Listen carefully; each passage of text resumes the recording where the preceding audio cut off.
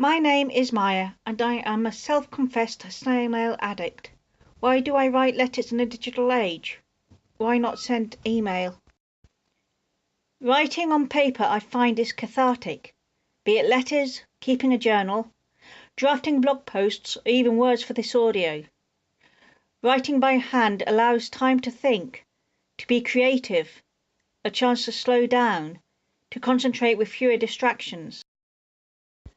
I read somewhere that students who handwrite essays, or at least who had handwritten drafts, had better structure of arguments and reasoning.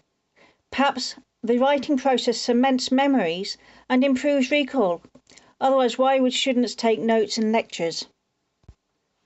I have tried email correspondence back in the days of dial-up, but found the almost instant nature of it rather demanding, and the instant gratification does not last long. Why haven't you replied to my email? I know you have received it. The time it takes for letters to arrive allows for stories to develop, so there is something to write in addition to direct responses to the letter received. Quoting one of my pen pals in Finland, I think letter writing is good for your thinking.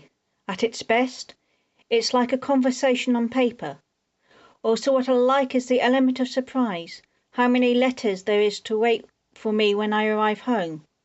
Also, warmth of the recognition when you know the handwriting on the envelope. And I love to read letters over and over again. Letters are also tactile, the surface of different papers, wax seals.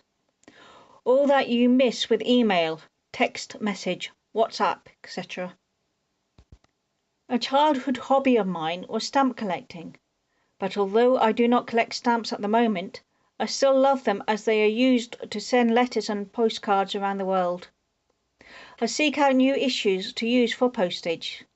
Some become talking points in letters.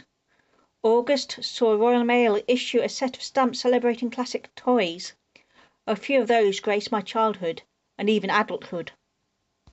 You do not have to be a stamp collector to appreciate stamps.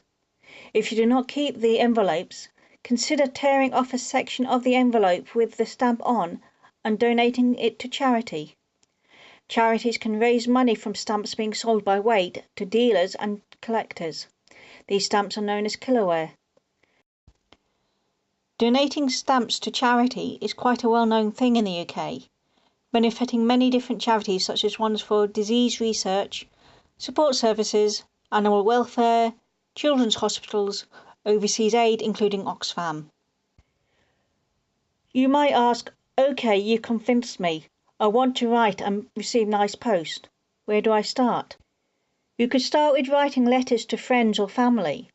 Perhaps a relative or a friend is away at university, or you are on holiday and can send postcards. There are quite a few postal projects. One for postcards I particularly like is post crossing. You send a nice postcard to a person at the address you'll be given, and when they receive and register the postcard, someone else will send you a postcard. You do not know from where the postcard will come. For letters, there are pen pal matching organisations and websites. I used one through school as a teenager. For random matches there may be something on Swapbot. I've used them and have a couple of good pen friends as a result. If you want to pick your own, there are various websites where you can put up a profile or advert and read through the other profiles. I've tried a few sites but without overwhelming success. Other people have had better luck. There are a couple of letter writing projects where you can post your own address with or without a profile and pick someone to write to without knowing much about them. For me, this has given me quite a few good pen pals. So now I have someone to write to. What do I write in the first letter? This is not an easy question to answer. Many people in the pen paling world send the same first letter or intro out to everyone. But personally, I do not think this is the best idea, as everyone you write to is unique. I write each first letter individually. You still haven't answered my question. What should I write? Anything you like, write as you speak. You have their postal address. Have you been to their country, state, region? Would you want to visit their country?